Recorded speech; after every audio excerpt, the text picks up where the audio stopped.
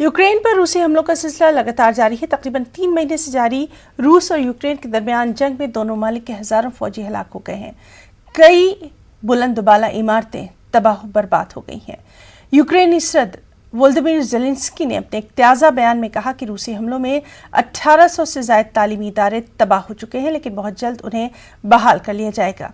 ज़ेलेंस्की ने यूक्रेन के लिए यूरोपीय ममालिक और अमेरिका की खुसूसी इमदाद पर शुक्रिया अदा किया। ज़ेलेंस्की ने अमेरिका की जानिब से यूक्रेन के लिए 40 बिलियन अमेरिकी डॉलर की खुसूसी इमदाद देने पर अमेरिकी सदर जो बाइडेन का शुक्रिया अदा किया। ज़ेलेंस्की ने दोंबास पर रूस के कब्जे को लेकर तशवीश का इजहार किया।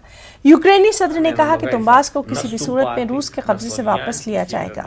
वाज़ेह है कि रूस ने 24 फरवरी को यूक्रेन पर हमलों का आगाज किया था। На Донбасі ситуація надзвичайно важка.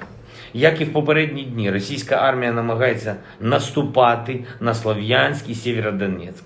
Збройні сили України стримують цей наступ кожен день, який наші захисники і захисниці відбивають у цих наступальних планів Росії, зриваючи їх, є конкретним внеском у наближення головного дня, бажаного дня, який всі ми так чекаємо і за який боремось. Дня перемоги.